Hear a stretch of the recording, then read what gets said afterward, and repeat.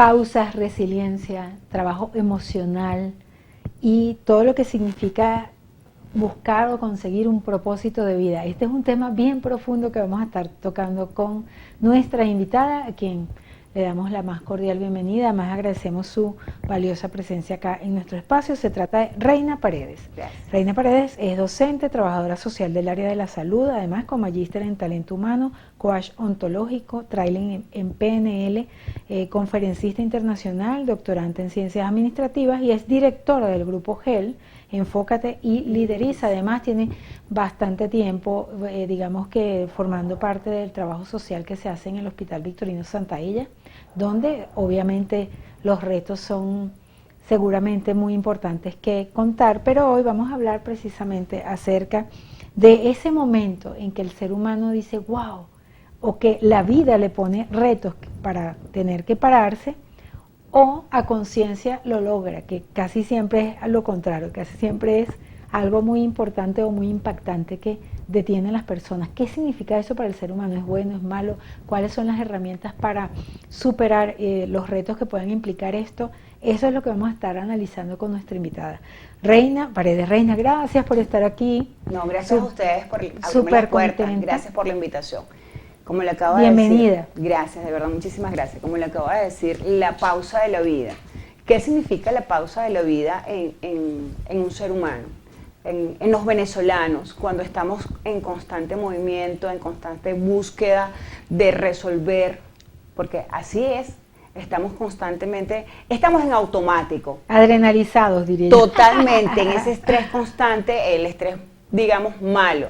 Pero ¿qué es la pausa? La pausa no nos gusta. Cuando estamos en pausa o cuando nos sentimos en pausa, sentimos que nos estacionamos, que no estamos fluyendo y no estamos haciendo nada.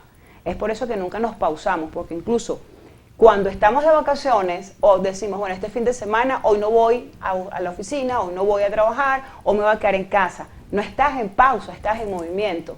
¿Qué pasa con la pausa obligatoria? Ahora, porque primero quisiera que nos digas por qué cuesta tanto aceptar o entender la necesidad de una pausa. Por el movimiento constante, porque ¿qué pasa? Por naturaleza estamos en movimiento.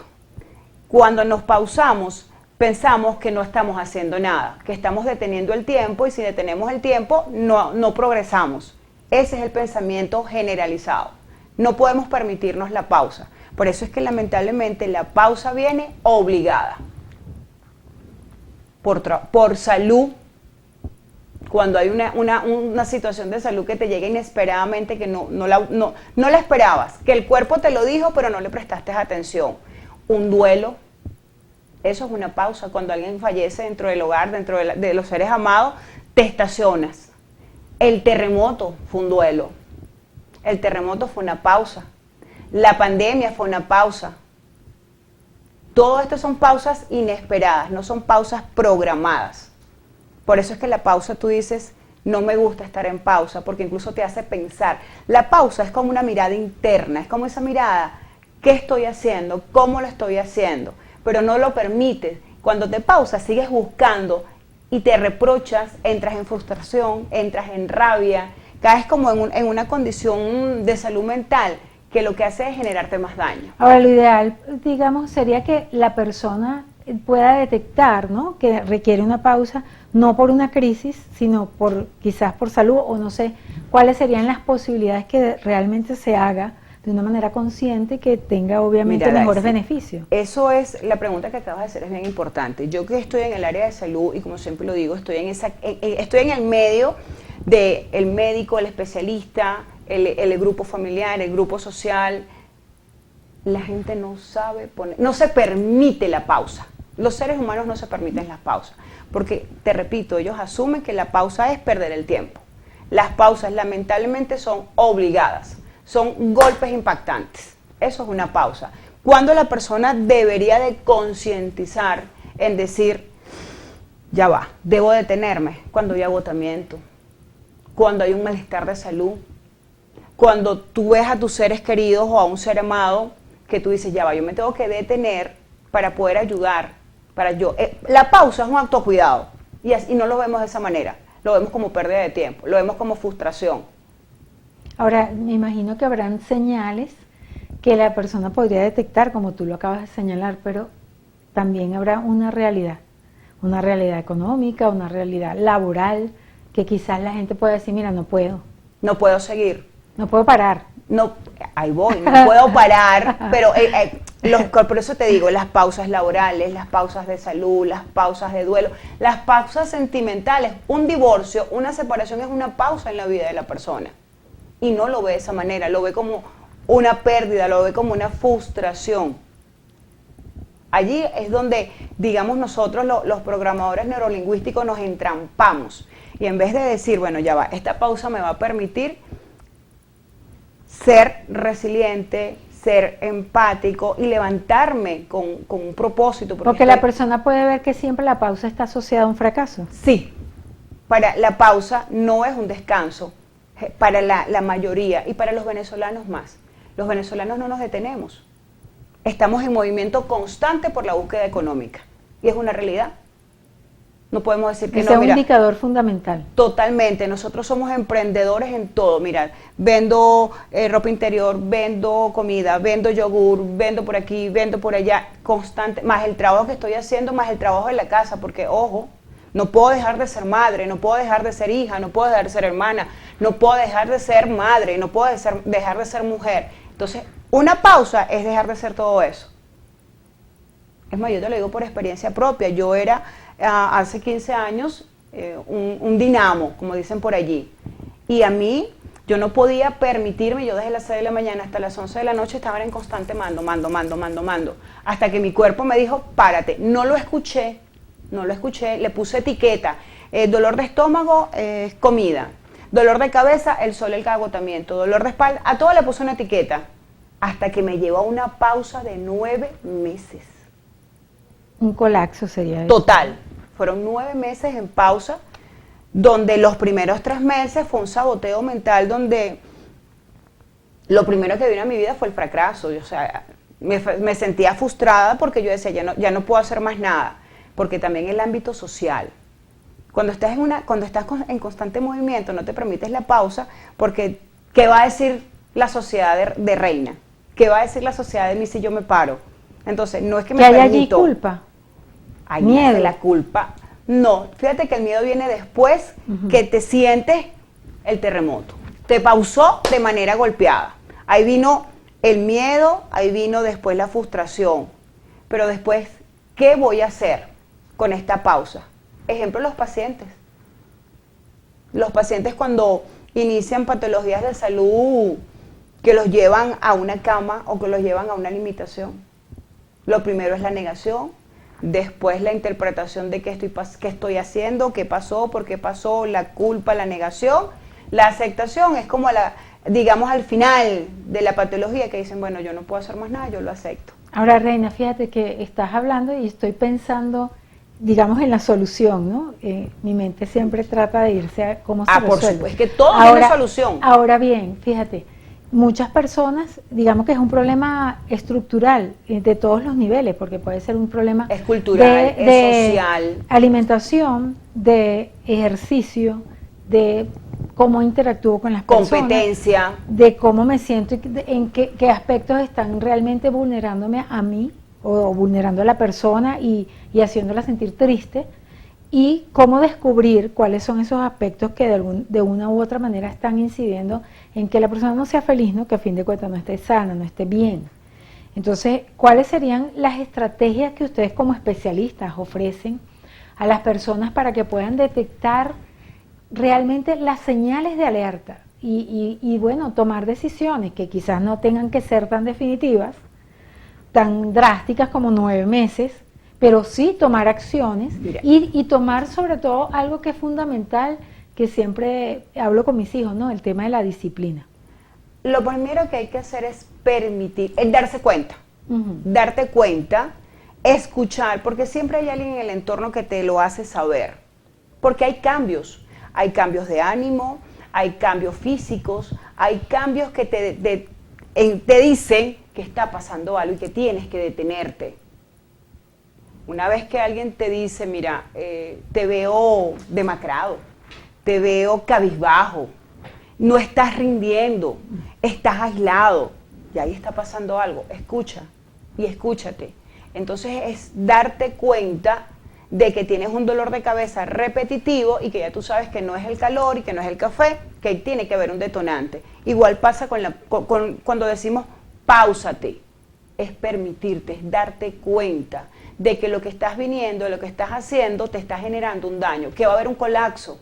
Por eso es escucha y obsérvate. Yo siempre le digo... Si una persona te dice, un paciente te dice no tengo tiempo, ¿qué le respondes? Si tienes tiempo, si hay tiempo. Permítete el tiempo, cuando estés en la cama, cuando estés duchándote, cuando estés desayunando, cuando te estés bañando, sí hay tiempo. Yo veo a mis compañeros, veo a mis familiares, veo a mis conocidos y los veo de una manera, pasa, porque está bien que lo hagas una vez, Daisy, está bien, porque ese día se te descuadró la agenda, se te descuadraron los tiempos y tienes que vivir acelerado. ¿Pero vas a vivir acelerado los 365 días del año? No. Óigase, no se puede, porque te va a pasar factura la vida. Y eso quizás esté vinculado con la autoestima, problemas de autoestima. Fíjate de conocerse a sí mismo, la persona. No se identifica, autoconcepto, no se identifica porque lo que pasa es que aquí hay muchos factores familiares, sociales, creencias, cultura y sociedad. Entonces llega a ver inicia como una competencia. Yo no me puedo quedar atrás. Yo tengo que estar más allá del que está a mi lado. Comienza, como yo siempre digo, la competencia malsana. No, cada quien tiene un ritmo de vida, cada quien tiene un propósito de vida, cada quien tiene un ganar-ganar. Incluso yo digo, mis hijos no se parecen a mí. Mis hijos son independientes. Reina, en Venezuela se ha planteado una palabra que en estos días escuché a alguien diciendo, ay, yo no soporto esa palabra, que es resiliencia.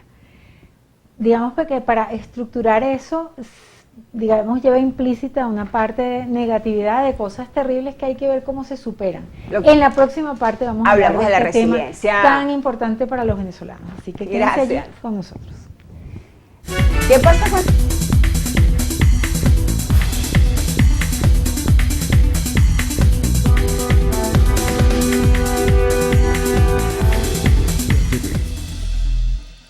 Continuamos con nuestra invitada conversando, bueno, acerca de esas posibilidades que tiene el ser humano de detenerse sin que sea por un drama, sin que sea por algo terrible que le pase en su vida, sino si está viviendo, una persona está viviendo algún problema o tiene un impacto o está cansado, tiene el derecho de detenerse para saber qué está pasando con su vida. Bueno, eso es lo que estamos analizando con nuestra invitada, quien, bueno, tiene... gran experiencia en esta área, ha trabajado, digamos, ha hecho el trabajo social en el Hospital Victorino Santaella, que sabemos que es un hospital de gran envergadura donde viene gente de todos lados con todos los tipos de problemas, tanto económicos, sociales, culturales, etcétera. Y habíamos quedado para conversar de esa palabra que los venezolanos nos aprendimos durante este tiempo, la resiliencia, que viene implícito el soportar o no sé, o tener problemas o dramatizar o no las circunstancias o esa sonrisa y esa manera positiva de ver la vida que ya es famosa en el mundo con todos los emigrantes venezolanos. Y es que los venezolanos, todo ello es una risa, todo ello es una alegría, todo ello es una celebración. Eso es bueno, es malo, ¿qué significa eso para lo que somos los venezolanos y para el ser humano en líneas generales? Fíjate, cuando se habla de la resiliencia, se entiende como la capacidad de aguantar. No estoy de acuerdo. ¿Por qué? Porque la resiliencia es la capacidad que se debe tener para enfrentar situaciones y fortalecerte. Eso es fortalecer a la persona. Eso es como cuando se dice, es que el venezolano es echado para adelante, es que tú eres guerrero. Ya va, usted es guerrero porque la vida lo llevó a ser guerrero y a sacar, como se dice, el emprendimiento, la transformación, la construcción de cosas y de talentos y fortalezas que no se sabía que esa persona tenía. Ahora bien, pero toma la resiliencia como la mata de bambú, no que te quiebra, que te doble y te levanta, pero no la tome como esa como esa condición, es que yo tengo que aguantar, o la persona tiene que aguantar golpe, que la persona tiene que aguantar caída, y no importa, me pongo curita y se vuelve a levantar. No, esa resiliencia es malsana. ¿Cuál es la diferencia, de acuerdo a tu perspectiva, de una situación que realmente, de la que realmente uno la sufra o que aprenda de ella? Aprender de ella. El sufrimiento va a estar. El sufrimiento va a estar. No podemos decirle a las personas que están iniciando o que están conociendo una patología de salud, no llores, no tengas miedo, no sufras. Evidentemente no se le puede decir eso. Eso sería una respuesta criminal. No se le puede decir a la gente de La Guaira o a las personas que han perdido sus casas y sus seres amados, no sufras, no llores. No, eso es un proceso que tienen que vivir, es un proceso que se tienen que permitir vivirlo. Ahora bien, ¿qué va a pasar después? ¿Cómo te vas a levantar? ¿Quién te está acompañando para que te levantes con fuerza? Digamos, con la palabra que suena trillada, la resiliencia, que yo le digo más que resiliencia, es con más fortaleza, con más sabiduría, más sabio, es la palabra que yo utilizo. El tema de la esperanza, de pensar en el futuro, de que algún día, por ejemplo, incluso hasta las religiones lo plantean de esa manera. Mire, sufra aquí que algún día usted, después que se muera, va a ser feliz en el otro mundo. Esa idea, ¿no? De alguna manera, que las personas dejan de estar en el momento presente en muchos aspectos. Se puede trabajar, se puede recodificar la mente para que la persona pueda ser más plena. Totalmente, claro que sí. De hecho, la programación neurolingüística, que es una de las técnicas, porque es eso, son técnicas, que yo utilizo con muchísimas respuestas coherentes en cuanto a ver del estado no deseado al estado deseado. Incluso recientemente estuve trabajando con una persona de La Guaira que tuvo aplastamiento, tuvo pérdida total, y logré en pocas sesiones no borrar lo que vivió, pero sí llevarlo a un estado donde tengo que seguir. Con lo que queda, tengo que seguir. Entender que lo que quedó, que lo que se murió, que lo que se perdió, hasta allí se cierra esa etapa, se cierra ese ciclo, y ahora arranco con esta experiencia, con estos recuerdos, pero debo seguir. Reina, en el ámbito de tu trabajo, en líneas generales las personas llegan siempre que tienen un trauma, no hay esa manera preventiva, que la persona no llegue a una crisis para buscar ayuda. Casi siempre llegan mal. O sea, no llega una persona, mira, estoy bien, pero podría estar mejor, yo quiero estar mejor. Generalmente llegan en crisis. No hay prevención en salud, no hay prevención para crisis emocionales. De 10, 1, y creo que me quedo un poquito corta, porque realmente todos llegan en crisis, porque como iniciamos el programa, y como el programa se llama, la pausa no te la permites. Si no te la permite, no se permite darse cuenta, llega la crisis por alguna situación que llega de repente. Una persona que esté viendo esta conversación, ¿qué debe hacer para no llegar a ese punto? ¿Cuáles podrían ser algunos mecanismos de prevención? Y que creo que sería un aporte maravilloso de esta conversación para nuestros televidentes. Claro que los hay, fíjate que sí, no se puede negar, no se puede ocultar que hay una situación global, mundial y venezolana para mantenernos o para mantenerse activo, para estar pionero, para seguir construyendo, transformando, para llevar el pan a la casa, sencillito. Pero que dentro de esa manera, dentro de esa hábitat de vida, permítase, dese el permiso, todo es una palabra sencilla, es permitirse, el darse cuenta, en la parada, cuando va caminando a comprar, cuando está en su hogar, cuando está preparando la cena. Sí, es un tema de emociones, es un tema de emociones. Como decía Daniel Coleman, si se gestionan las emociones, la productividad de tu vivir va a ser más saludable. Y es así. El gestionar las emociones va a ayudar a la persona a mantenerse con un poco más de fortaleza, firmeza y sabiduría ante una situación inesperada.